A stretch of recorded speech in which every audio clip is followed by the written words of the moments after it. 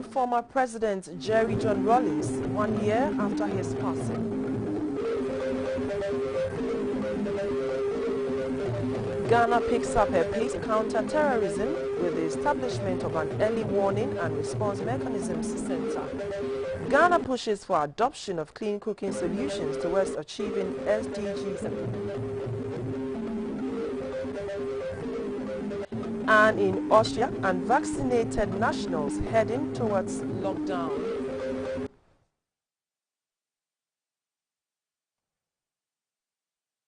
Hello, good evening. Welcome to News Hour, live on GBC News, your news and governance channel. My name is Shirley Annan. Robert Frimpong will translate the news into sign language.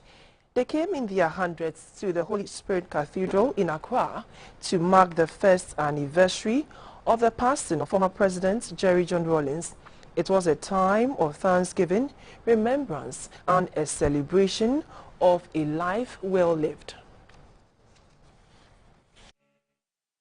Thursday, November 12, 2020 remains etched in the nation's history. It was a day the sun rose over our nation with news of the passing of former President Jerry John Rawlings at age 73. 1 year today, the family and country has marked the day with a Thanksgiving and Memorial Mass at the Holy Spirit Cathedral in Accra. There were many other solemn gatherings to commiserate with the family. Among them is the Vice President, Dr. Mahamudu Bawumia, former President John Mahama, President and former Ministers of State, government officials, high-ranking officers of the security services, functionaries of the NDC party and other Ghanaians.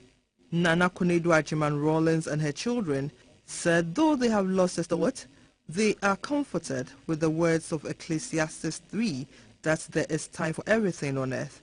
It has been a difficult 12 months, having to live with the knowledge that he's not with us anymore physically. But as Psalm 46 verse 1 says, God is our refuge and our strength, a very present help in trouble. The Lord has been there for us and for all those who in diverse ways have lost a loved one. Flight Lieutenant Jerry John Rawlings was a man who one cannot forget so easily.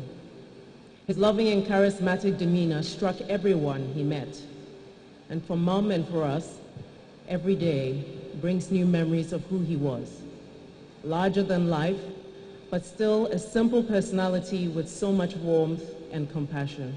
In the homily, Reverend Father Anthony Asari urged the bereaved family to be comforted and follow the steps of Christ. The disciples of Jesus had good reason to be troubled because as they reclined at table a few moments earlier, he spoke of the traitor in their midst. John 13, verse 21. And his leaving them and going where they could not follow, Jesus saw in their faces that night of confusion, hurt, disappointment, fear, frustration, and bewilderment. Their world was caving in around them like an earthquake. But he says this to them, do not let your heart be troubled. Believe in God. Believe also in me. The family from the Holy Spirit Cathedral, in the company of the Vice President, Dr. Bawumia, and other officials, proceeded to the military cemetery to unveil the tomb of the late former president. They also laid a wreath in his remembrance. The Vice President, Dr. Mahamudu Bawumia, says Ghana's National Center for Coordination of Early Warning and Response Mechanisms is a strategic center to help stem any tide of threats, extremism and terrorism within Ghana and the sub-region. At its launch, Dr. Bawumia said the center will give early signals of internal security challenges, threats from extremism, terrorism, political upheavals, transnational organized crimes, climate change, diseases and pandemics, and threats for appropriate response. This center aims primarily at guaranteeing human security. It envisages the establishment of a fully integrated and functional warning system around Ghana's neighboring states. The system will detect, monitor and provide timely reports and analysis for effective responses to mitigate violent conflicts and human security threats, among others, in the country and the sub-region. With threat from the Gulf of Guinea and jihadist activities in the Sahel, the center is more critical in preventing emerging security threats. The chair of the Early Warning Task Force, Professor Joa Amakutufo, is optimistic the center will help avert any threat.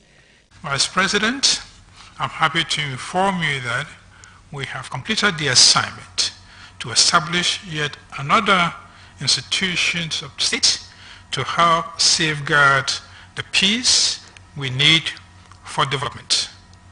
The Deputy Foreign Affairs Minister, Mr. Kwekwampre Chimsapon, said the center will support efforts for peace in Ghana and in the sub-region. The Vice President of the ECOWAS Commission, Mrs. Finda Koroma, said the ECOWAS Commission will assist Ghana with the requisite resources to help the office function effectively. At a time when our region is facing numerous human security challenges, including terrorism, communal clashes, humanitarian crisis, political challenges that have led to almost 3 coups d'etats in our member states, and COVID-19, a never-ending pandemic, cannot be overemphasized. The Vice President, Dr. Mahamudu Bawumia, said the center will help to combat any threat in the country. The prevention and mitigation of the potential adverse effects of such threats and crises require robust early warning systems. The center's role is to warn government of the threats to human security, propose appropriate actions, and to coordinate and ensure the monitoring of the implementation of response to the warning at both the national and regional levels. Dr. Bawumia later inaugurated the center's national secretariat. The office will coordinate activities of response mechanism to avert any potential threats to the country and the sub-region.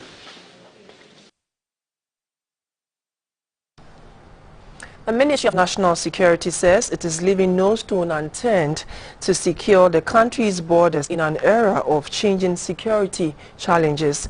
At a program organized for the Parliamentary Select Committee on Defense and Interior on a National Security Strategy document, the Sector Minister, Mr. Albert Kandapar, says emerging trends in security matters in the world and requires a more strategic approach in tackling challenges in the sector.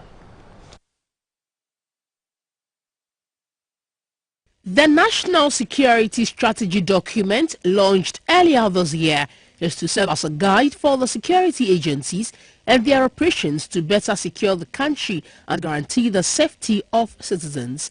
The program, organized by the Ministry of National Security, was to school members of the Parliamentary Select Committee on Defense and Interior on the document and to enable them to scrutinize it. There is no question about the fact that Ghana is amongst the first in our sub-region to have adopted or launched a strategy of this nature.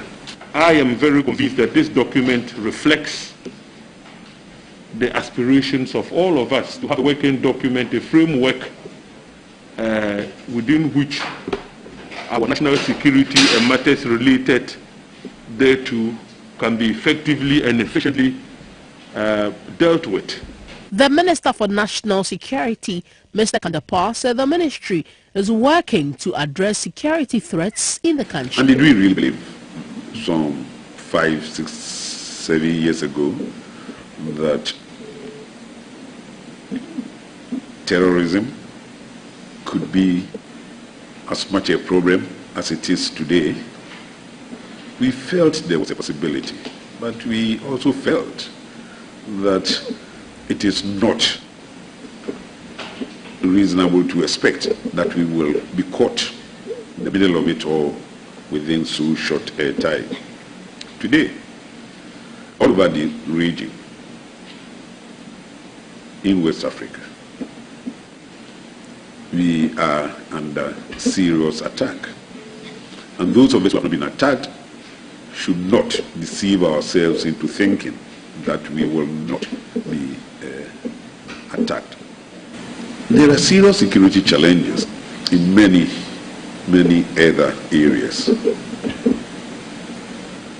It was as a result of the multiplicity of these challenges that we thought, why don't we sit down and come up with a national security strategy? Participants were hopeful that the document will stand the test of time. A similar program had been organized for members of the Ghana Bar Association. I hope this time we'll be able to defend it to the core to enable other colleagues appreciate it and then for it to be adopted. Thank you very much. Thank you. The Ghana Boundary Commission wants the law backing its establishment amended to give the Commission the powers to resolve some of the boundary issues internally without recourse to international arbitration. The National Coordinator, Major General Emmanuel Kotia, said the current law enables the Commission to only seek international resolution to boundary issues. He was briefing the Deputy Minister for Lands and Natural Resources, Mr. Benito Owusu-Bio, in Accra on operations of the Commission. The Boundary Commission was established by an Act of Parliament, Act 785, to demarcate, delimit and manage Ghana's international and internal boundaries, including settling boundary disputes through the implementation of national legislation and regional and international conventions on boundary management and cross-border cooperation in Africa. The Commission is also to ensure that Ghana's land, maritime and air boundaries are effectively secured and managed within the framework of international law, peace and security, and the AU and ECOWAS protocols of African and regional integration. The International Tribunal of the Law of the Sea, ITLOS, in 2017 unanimously ruled that Ghana did not violate the right of Côte d'Ivoire in oil exploration within and beyond 20-meter nautical miles in a boundary dispute. The National Coordinator of the Ghana Boundary Commission, Major General Kotia, said the current act, when amended, will give the Commission the legal backing to settle some of the boundary issues with neighboring countries. He said Ghana and Togo will on the 24th and 25th of this month meet for negotiation on another maritime dispute. He also highlighted some ongoing negotiations with the neighboring countries on land border disputes. The Boundary Commission of Ghana and Togo met, and we met in Sankase in Togo, and on the spot we were able to resolve the issue and agree that the land boundary markings, which is reflected in the legacy document, should be applied. We are in talks with Burkina Faso, and we are going to Sapalga, one area that we have an issue, and we are hoping that we'll continue to resolve some of these issues amicably. So far, so good, because the aim of our mandate is to resolve these issues remarkably peacefully, and it's been done. The Deputy Minister for Lands and Natural Resources, Mr. Benito Owusu-Bio, said the ministry is working on the draft amendment of the Ghana Boundary Commission and will soon be put before Cabinet. He said the government will not hesitate to give the Commission the legal backing it requires to enable it to deliver on its mandates. From global statistics, while about 700,000 people die from household air pollution caused by indoor cook stoves, 400,000 die from outdoor air pollution.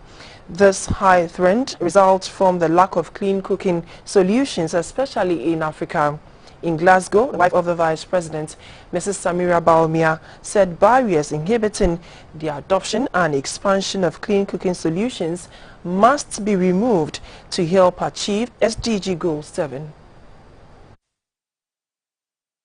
The high poverty rate in Africa means not all are privileged to acquire energy-efficient appliances or gadgets for their domestic use, so they mainly rely on polluting cooking fuels like charcoal, wood and kerosene. Oblivious to the dangers they pose, a chunk still prefer to stick to the traditional methods of cooking associated with the African culture.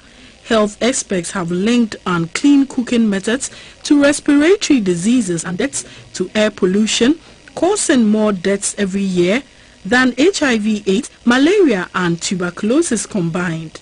Achieving clean cooking solutions syncs with the SDG 7, targeting expanding energy access, transition to renewable energy and promoting energy efficiency. As an ambassador for the Global Clean Cooking Alliance, the wife of the Vice President, Mrs. Samira Baumia, said lack of access to clean energy affects health, limits opportunities, and has adverse economic consequences. The world has a huge challenge to move to net zero by 2050, and clean cooking is at the heart of it. Emission reductions have to go hand in hand with the efforts to ensure energy access by 2020 for all. The United Nations Environment Programme and the World Meteorological Organization estimates that the specific reductions of methane and carbon emitting activities could save 2.4 million lives by 2030 alone. So whilst we take measures to address the issue of air pollution, we need also to prioritize the issue of clean cooking as a major policy initiative. Clean Cooking Alliance was founded in 2010 purposely to accelerate access to clean energy and clean cooking technologies in low and middle income countries to reduce climate emissions, empower women and save lives.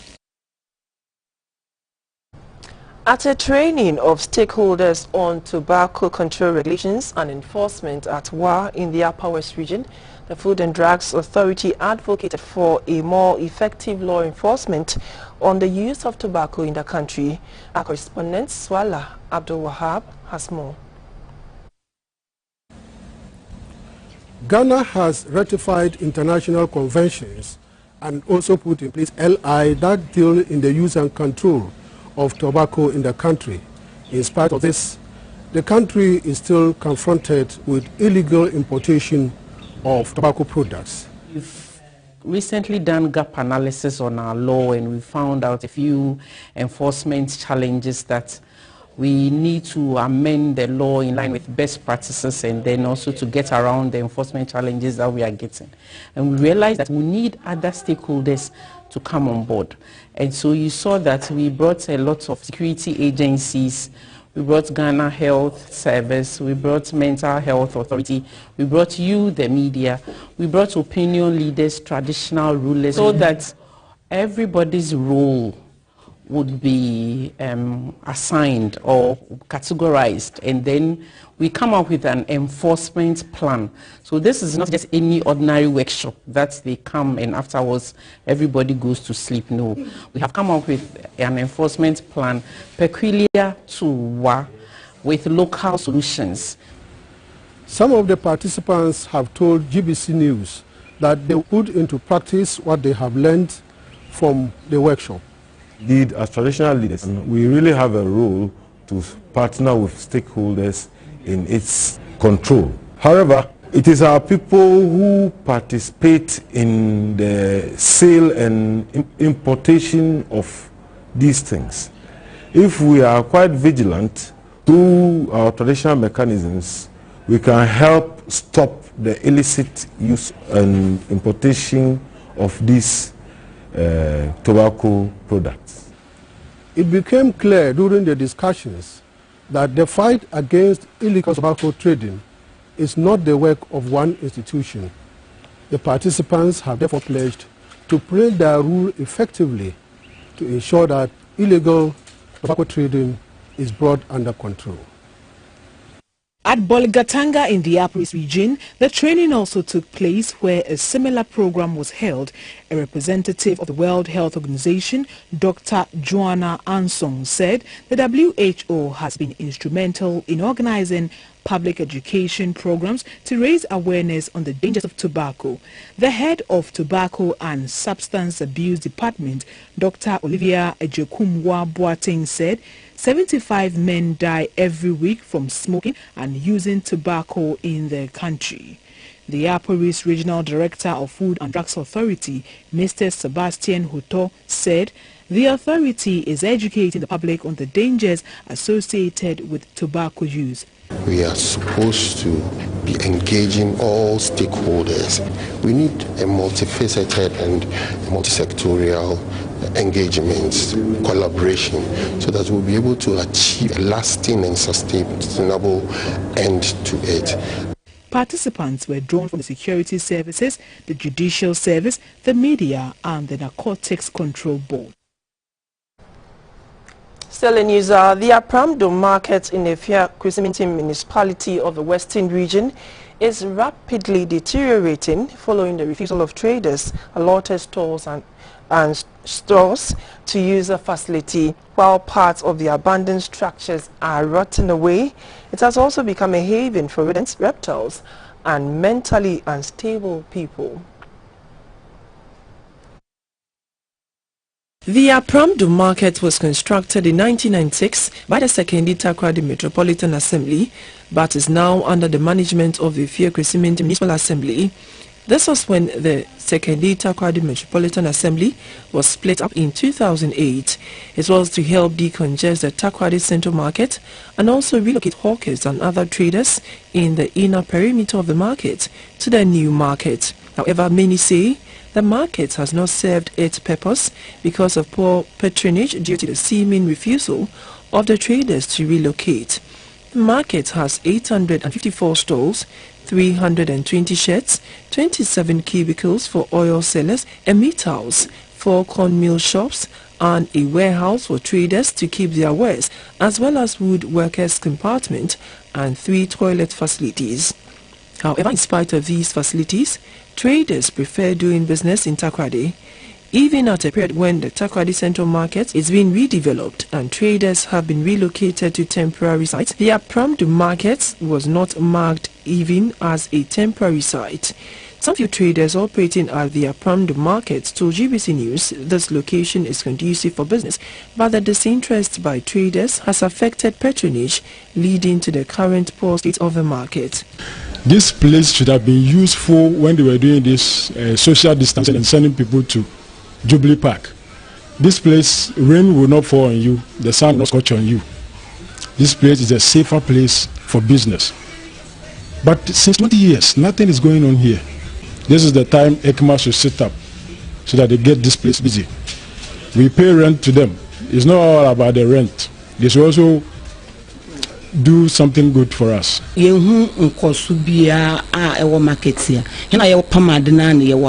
Obi ba so betona there because of say ejuma nkosu to be apram do town no wakota adi nipa no so diska be shemu a na ahye wasa kotime fi nti sanka nipa na eba mo obi betona de obi be bibia anya so ejuma no bokoso because obi ba beto ade no oton to mpo a ebia ye wo ha no mfa ko bi foforo but the brain but yes sanya man nkosu nti no ni na ekoguma kese town.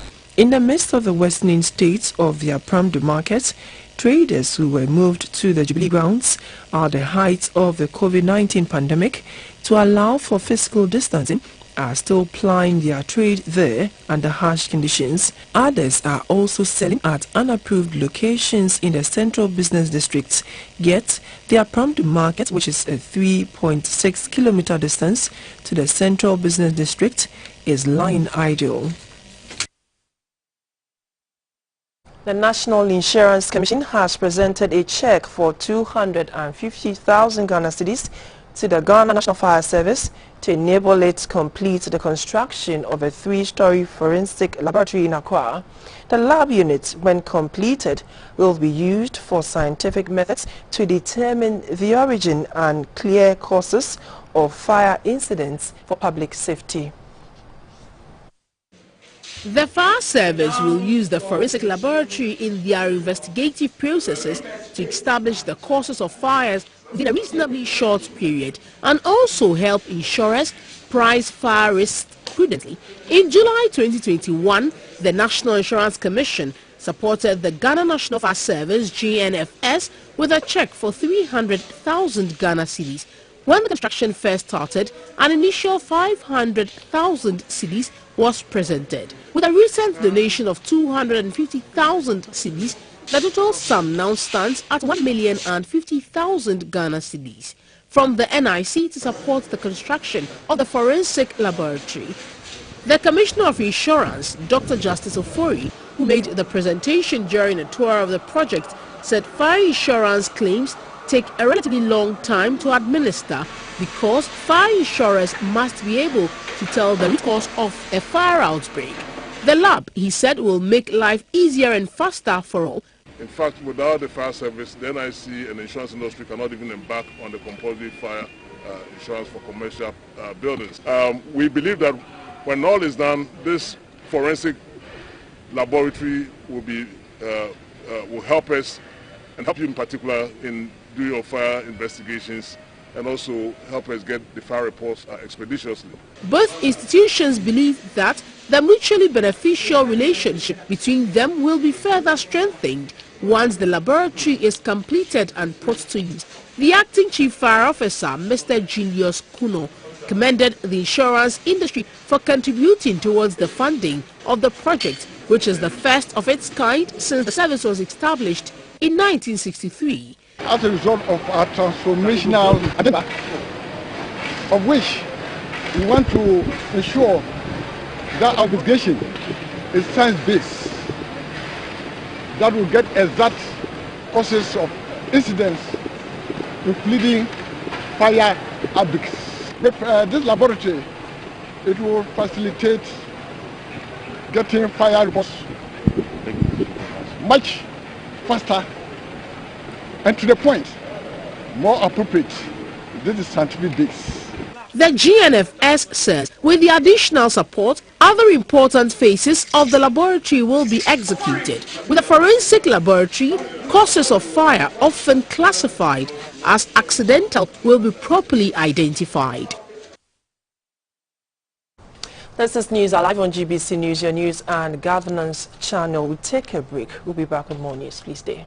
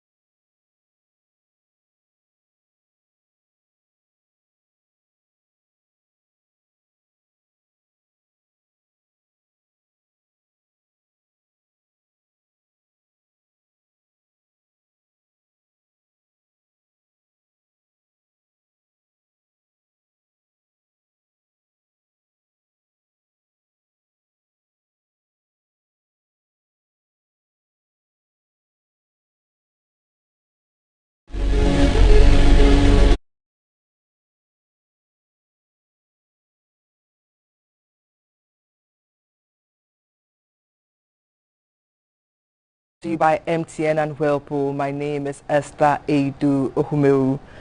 Digitization has been cited as the way forward to improve revenue from customs and trade procedures in the ECOWAS sub-region. This is due to revenue leakages in the current ECOWAS Common External Tariff and also the ECOWAS Community Levy. This came to the fore at the 6th ECOWAS Finance Ministers meeting in Accra. ECOWAS put in place a self-financing mechanism in 2000 of a 0.5% levy on the value of all goods imported into the country to be collected by member states and paid into a dedicated ECOWAS account. The community levy covers the operational costs and creates policy space for ECOWAS. However, challenges with the implementation of some of the provisions of the community levy protocol, including occasional inaccurate assessment and collection, as well as irregular remittance of the proceeds of the levy, have adversely affected the capacity of the committee to carry out its responsibilities. The meeting by the finance ministers was to update the entire mechanism in order to accommodate changes in the institutional environment of ECOWAS. The Commissioner for Finance at ECOWAS, Hajia Alima Ahmed, said digitizing customs procedures is a prudent way to stop revenue leakages.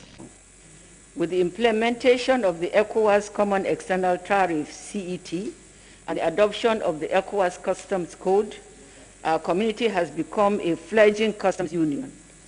In this environment, the performance of customs administrations of member states in delivering on their mandate is extremely important.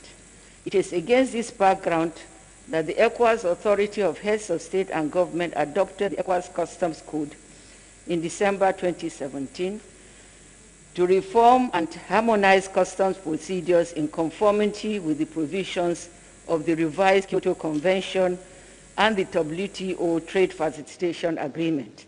Some finance ministers from the sub-region spoke about measures that need to be taken for an effective implementation of the community levy and common external tariffs to boost trade. Every country is an authority on its own, and every country has the right to collect revenues and taxes that it deems fit. And under the ECOWAS, we also feel that in order for us to facilitate all the trade agreements, we also need to do something similar. We should look at it in the form of rationalizing each other so that we all work together, so that at the end of the day, the motive for the realization of the levies under ECOWAS and the promotion of free trade in Africa too is realized. Try to make sure the digitalization is on the forefront. And that is something that we are very serious. And that's the next frontier, that in every aspect that we do, it's not only a sectoral issue. It's ECOWAS moving to transform, to adapt to a fast-changing environment. The various supplementary acts and regulations as recommended by the experts, Directors General of Customs and the Finance Ministers will be reviewed and approved for submission to the Council of Ministers in December 2022. Ghana will play host to the 7th conference of the Organization of the African, Caribbean and Pacific States in charge of fisheries and aquaculture in April 2022. The meeting is to ensure that measures are put in place to guarantee that the trade in fish and fish products, which have been on the low side from member countries, is boosted.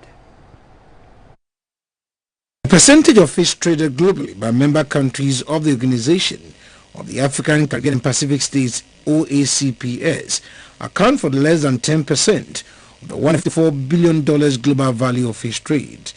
Despite a low contribution to the global trade, fisheries exports account for half of the value of commodity exports of most member countries in the major foreign exchange earner. However, the low contribution of the fisheries trade to the global market and negative effects of climate change on 60 out of the 79 member states will feature prominently when the 7th meeting of the OSCPS countries on fisheries and aquaculture takes place in Accra from April 5 to 8, 2022. The Minister for Foreign Affairs and Regional Integration, Madam Sheila Yokobotri, pledged Ghana's preparedness to ensure a successful meeting come April next year.